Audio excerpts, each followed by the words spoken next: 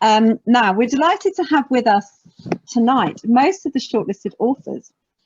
We have got Smriti Halls and Rob Starling for The Little Island. We've got Phoebe Swan for King Leonard's Teddy. We've got Gill Lewis for The Closest Thing to Flying. We've got Bali Ray for Now or Never. We've got Jane Porter and Maisie Paradise Shearring for The Boy Who Loved Everyone. And we've got Tracey Corderoy for Sneaky Beak. So I'm going to just ask some of those wonderful shortlisted creators a couple of questions. So let's see how we do with the time. So if I could just remind each of those creators to unmute themselves when you go to answer, that would be brilliant. So Jane, I wonder if I could start with you. I would like to ask you, I want to hear from all of you, but I'm starting with you, what your reaction was to being shortlisted as a little rebel. Well, very, very excited, obviously. I'm really thrilled to be shortlisted. And I'd always thought that to be a rebel, you had to be loud. And a couple of years ago, a friend who's an astrologer did my star chart and she said, "You're a quiet rebel." And I was so pleased with that. I nearly got it as a tattoo, but it made me realise that there are lots of different ways of being a rebel, and picture books can be a very rebellious thing to do because you're sowing the seeds for the next generation to think in a different way. So absolutely. Very proud. Thank you. Well, that's lovely to hear. That's lovely to hear. And it's lovely to hear you talk about quiet rebellions as well. And yes, they take many forms, don't they? Phoebe, can I ask you the same question? What was your reaction to being shortlisted as a little rebel? Yeah, completely honoured, as Jane said. Yeah, I was just really pleased that what I'd set out to do has kind of worked. I hope that it was recognised by being shortlisted for this, that I wanted to create a book that was both really fun and relatable for children, but also had this kind of anti-consumerist and environmental message. And yeah, I'm kind of the baby of the bunch. It's my first book, so I'm, you know, it's my first book baby. I'm so proud that it's been recognised in this way. And the other previous years nominees and shortlisted people and winners are some of my all-time heroes. So it's just such an honour to see my book alongside all of those. Thank you. No, and we're so proud when we have debut authors as well on the list. So thank you, and thank you. Thank you. Tracy, how about you? How did you feel shortlisted for this revolutionary award? Just thrilled. I mean, I've spent all my life trying to be a rebel, and now I'm a rebel, and it's wonderful. Also, it's you know, it's just hugely rewarding that Little Tiger Press, and we work as a team, and Tony Neal, and it's a big team effort. And when I go into the offices, we have such a laugh. We sit on the sofa and we eat sandwiches and cake, but we also talk about stories. And you know, the power of picture books to actually say things with such few words. You know, I'm really honoured that you've recognised that I've said something, and Tony and Little Tiger, we've said something together that in such a few words that can mean so much to people and have such an impact. So I'm really thrilled and delighted, and just thank you so much for recognising that. No, not at all. And we're always it's really important to us that we have a range of books on the shortlist, and it's very exciting when we come across books that are pitched at the very young, and that they, you know, as I said, they can communicate really quite vast, you know, political ideas to children, do so very successfully. So thank you, Tracy. Gill. Hello. Now, Jill's terribly modest, so she won't mention, but she did get a special Little Rebels Award commendation, which is testament actually to having a very fine canon of work that addresses social justice issues so consistently. So how does it feel to be here with us again? Oh, it's absolutely amazing. I think this is probably the most important children's book award out there in our current day and age, because you hear so many children who really want their voices heard about really important issues, and I think especially when they can see it in pictures or in words aimed at them, and it gives them the courage to speak out as well. So it is just absolutely fantastic. And I remember as a child feeling silenced, that I didn't have a voice, and I suppose I'm finding it many years later. But it is words are superpowers, and they give you that chance to change the world. So thank you. You know, it's fantastic. Brilliant. And you just went quotable again. Words are superpowers. I love that. I love that. Robert, how did you feel to be shortlisted for this award? And anyone, you feel free to say, well, a bit shocked actually. Yeah, well, I was super shocked, and very honoured to be in such good company. And for me, this is my first book that I illustrated for someone else. It was someone else's text, so Smriti's text. So I'm just really pleased that I managed to, you know, transfer it onto the page and give it another aspect that hopefully added to what she did, and you know, hopefully met up with what she maybe had in her mind. So yeah, it was quite a challenge to illustrate someone else's story, but it was a lovely challenge. It was also nice because at the beginning it did feel a little bit like Smriti and I were sort of putting our head above the parapet and going, I'm not really happy with what's happening here. And now we can see there's other people, you know, there's other people across the land, and they've all seen it, and we're not alone. So yeah, it was a real call out, and that book is a real call out. Smriti, it feels obvious to kind of move over to you now. So how did you feel about having Little Island shortlisted? Well, on the one hand, it feels a bit bewildering that a book which is about tolerance and compassion and working together is, you know, rebellious and radical. But actually, those sorts of messages are, in this day, quite countercultural. But on the other hand, it feels amazing. As a lifelong rebel, I'm really pleased. And it also, for me personally, feels like a recognition of, I don't know, the cost of publishing this book in this moment. And well, last year, it's difficult to remember how tense and how fraught that situation was around Brexit, how so many people were divided. And it was kind of nerve-wracking speaking out in that moment, because everybody had an opinion and it was a volatile situation. And I was contacted for interview by the broadsheet press, by Good Morning Britain, by Channel 5 News, and I was quite scared. And my family and friends and some people probably who are here tonight know the cost of that for me. So actually I felt very sort of exposed as a person of colour, as a woman. In all sorts of ways, I realised that people could attack me directly about this book. So actually this award feels like a recognition of the cost, the care, the kind of responsibility putting out a book like this, and it makes it all worthwhile. So thank you. Oh, that's great. That's great to hear. I feel like I've pushed you all impossibly into position to say lovely things, but I mean, feel free to say more neutral things. And yes, you know, sorry, I just feel I should put that out there. Bali, I can't see you because I clearly haven't put myself on the right view, but Bali, I wonder if I could throw that question to you next. Yeah, of course. Yeah, like everybody else, just on it. It's really lovely when you get an email from the publisher saying you've been shortlisted for an award, and I know Kat really well, so I was following last year, and yeah, it's just wonderful. It's really nice that there are awards out there that actually celebrate rebellious books and celebrate what my original senior fiction editor called me many years ago, Philippa Dickinson. She said I was subversive, and I laughed and went, yeah, that's the point. That's the reason I do what I do. My whole reason for being a writer is to represent unheard voices. It always was, it probably always will be. So for a reward to recognise not just mine but all the other ones on this list that are all so amazing and say such great things and say them in the right way, we need to, I think, radicalise our younger generation, not in any weird way. We just need to get them to think for themselves and question half the rubbish that we're told and they're told. And our media doesn't do that. So if we create a generation of free thinkers and independent thinkers who are willing to stand up for themselves and speak up for themselves and look after each other, that's a wonderful thing. So I'm delighted to be part of it. I think it's a wonderful award. I'm not going to say anything negative about it at all, or even you.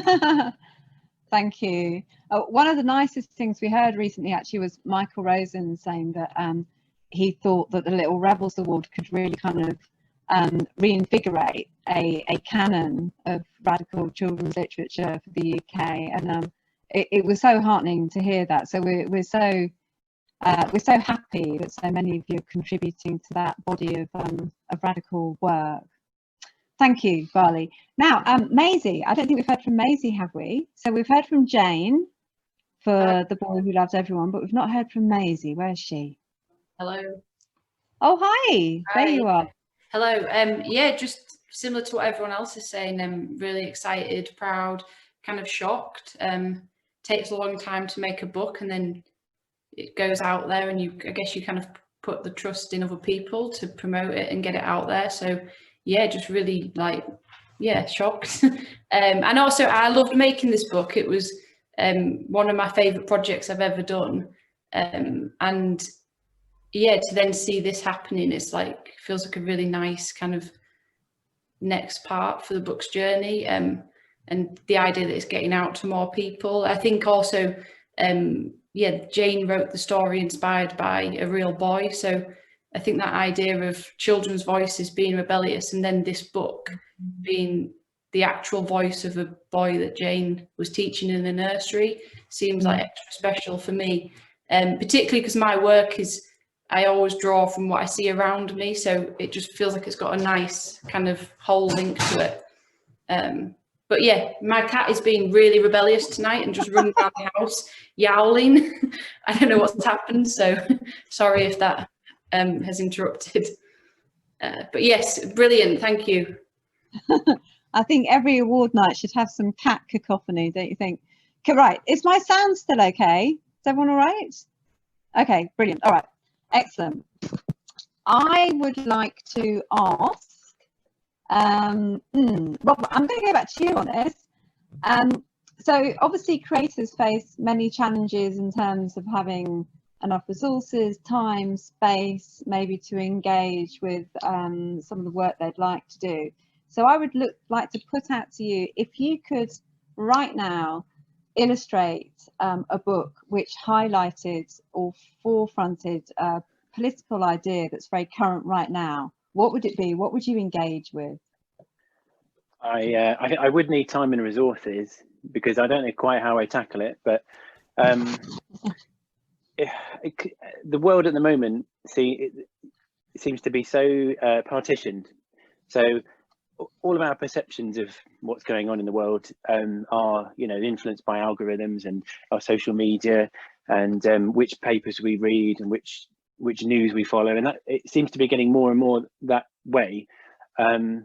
So I guess I'd want to instill I'm thinking back when I was a teacher, I'd want to instill in children this questioning. It's so important that they question the sort of reality of what's around them. So being aware that actually what they're being given is narratives.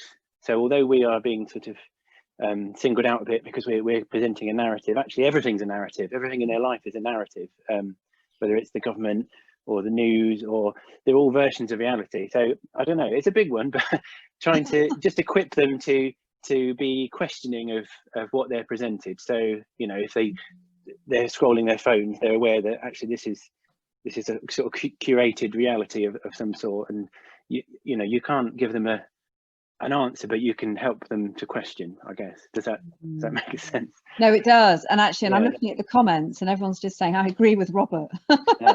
Yeah. I don't know. I feel as well, because I taught children for 10 years, and my experience was they were primary children. They're pre-prejudiced. There was never. I had such a diversity of children in my classes. People with, different clothing, different religion, different family backgrounds, different appearances, and I don't feel like they naturally single each other out. I think they just kind of get on. So it must be coming from somewhere else. So yeah, I don't know. I just want them to keep hold of that, because as soon as they get out there and get jaded and sort of downtrodden, and something gets lost a little bit. So yeah, trying to keep hold of that. Yeah. Thank you. Okay. That was delightfully put. Thank you. Phoebe, can I ask you the same question, Phoebe? So you've got your debut work out there, and someone says, here you go, here's the money, you don't have to worry about the money, here's the time, you don't have any other responsibilities. What political idea would you engage with right now? Yeah, I'm really hoping this is the first of many radical books. I've been actually lucky enough to be asked by Child's Play to do a second book with them, and I think that's going to be quietly radical in its own way. Without giving too much away, that's should be coming out next year, time allowing, and will be about community. But I would love to tackle the topic of rewilding. I love nature and the environment, and that's, you know, come through in the theme of this book. But I'd love the excuse to draw cities rewilded and childhood rewilded, and just go to town with that theme. It's a theme close to my heart. Lovely, thank you. And talking about rewilding is making me think of Gill Lewis's work, actually. So I'm going to pop over to you now, Gill. Oh. Yes, hello. Hi there. Hi. If I had, well, I mean, there are lots of topics I'd love to cover, but actually one of the biggest thing that's affecting us all is climate change and all the issues that have led up to that. And so I'd love to write a book that could tackle that issue and show a way to change the world, change our system of living. And actually I started on that book today. Oh, so that's a big ask. It might be absolute rubbish, but I've just had a big idea, so I've started that today. And if I can share with you, this is because I'm just always really excited. I don't know whether you can see, this is a book which is the Street Dog Named Pup. That book's coming out in April, and it's about, because I was a vet, I'm really aware of this really strong relationship humans have with dogs, which isn't always so good for dogs. It's about how our humanity is reflected in how we treat animals, and so that's what A Street Dog Named Pup's about. So it's really about how we treat each other. So yeah, lots of things. Oh. Do you know, I'm really loving hearing about these future books that you're all coming with. Keep them coming, people. Thank you, Gill. That's wonderful. Oh, thank you. Maisie, can I hop across to you? Yes, well, it takes me a long time to sort an idea for a book, so could be waiting a while. But yeah, we've given you all the time you need in this. I was just thinking about it over. Oh yeah, that's a good point. Over the last couple of days, and well, something I've been thinking about for a while. Just the idea of poverty and deprivation and the effect that has on children. I grew up in a really poor city and moved away to probably the most affluent, or one of, I moved to Cambridge, one of the most affluent cities, and I've just about a year ago moved back home, which is, back to Hull, which I love. It's where I'm from, but it's quite stark to see the contrast. So yeah, I'm really excited about things like Children's Books North, and yeah, the representation of different places perhaps in books. I always illustrate things around me, so I suppose I'm also just excited to start to show like the kind of world I was from in books. So not necessarily writing the whole story about it, but just to see also just positive images of different ways of living and growing up, and different. My sister works in a special needs school, and kind of the different sort of family lives, and the different ways people live. Really, I think, yeah, just for me, having moved between two, it's something I'm always thinking about. How I'd write that book would need a bit of time, I think, but yeah. And then looking at the news this week and things, it's been a hard week, I'd say. So it's nice to be here tonight knowing that there's people celebrating rebellious books, and it is possible to do these things. I have to say, yeah, I did once talk about an idea about inequality to a publisher who said that they don't think people would understand that, which was kind of disheartening. But being here makes me think, actually, that needs to happen. Yeah, thank you. Yeah, we desperately need more children's books and young adult books that look at different economic backgrounds and that acknowledge our class system as well, which is very clearly alive and well.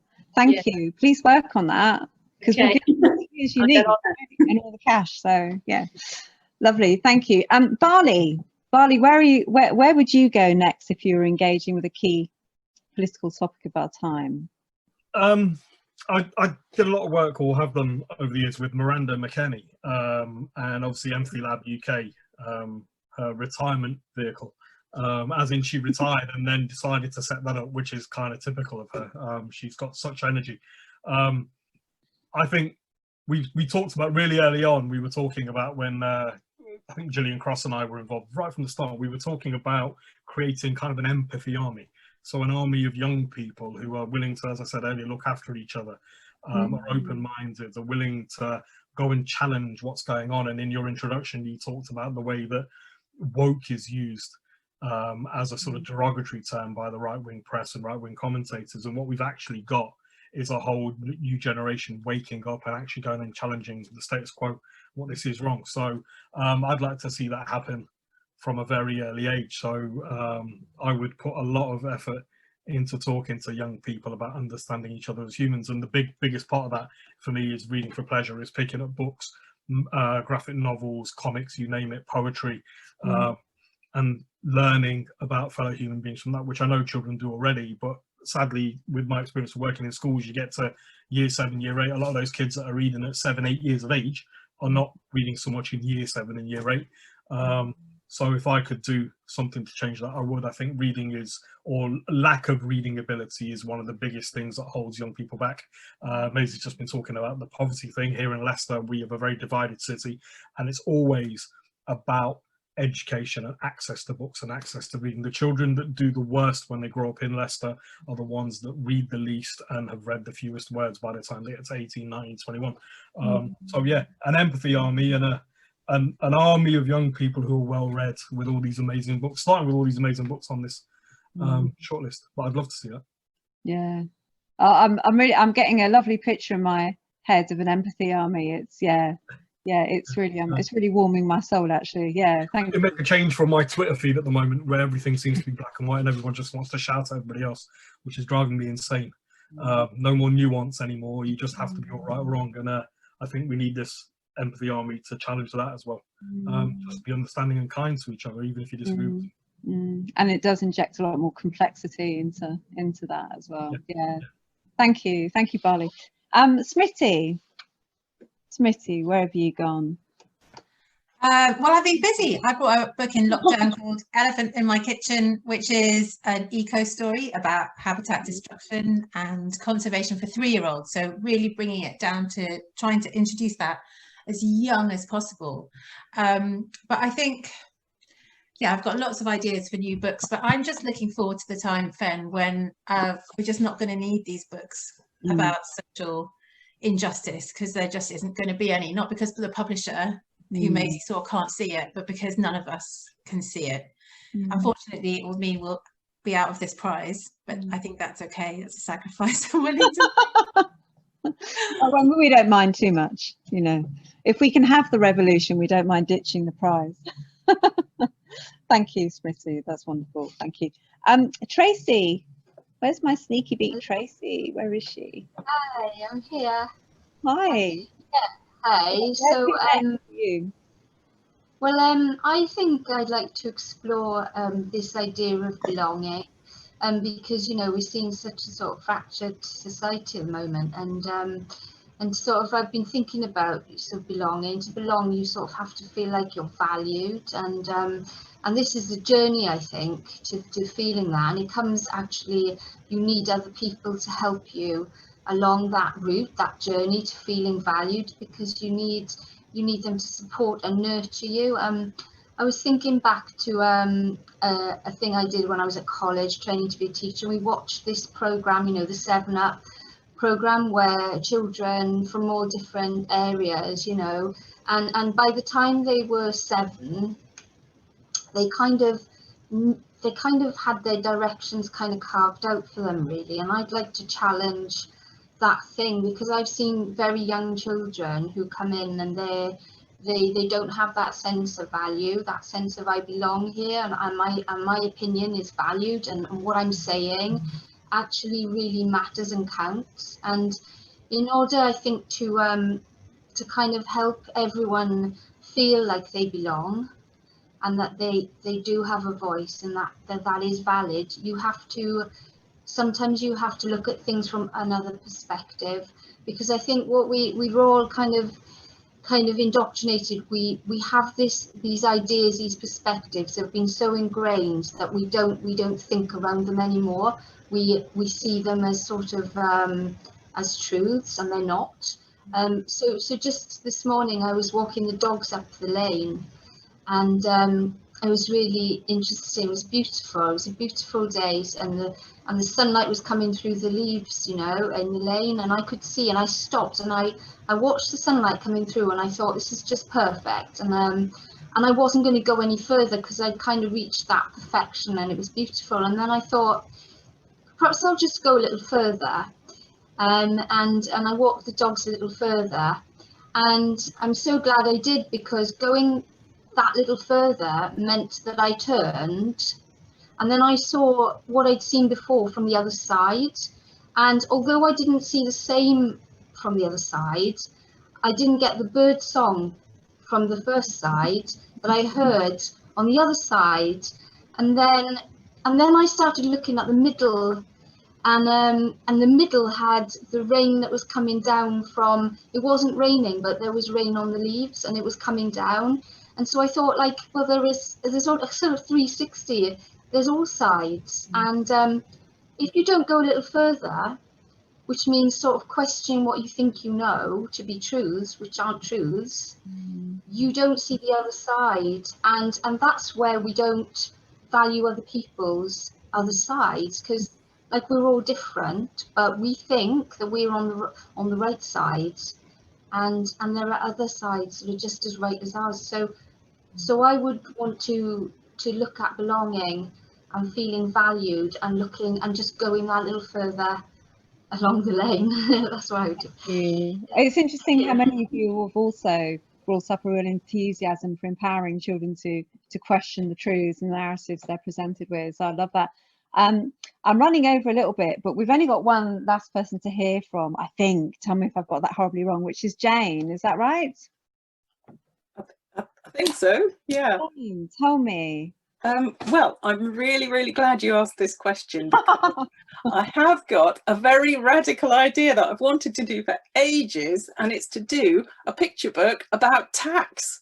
I know that sounds kind of a bit crazy, but it's just, there's a deep-seated feeling amongst so many people going back for centuries that tax is bad and you shouldn't have to pay it, and the tax man is some evil monster sitting on a pile of gold coins.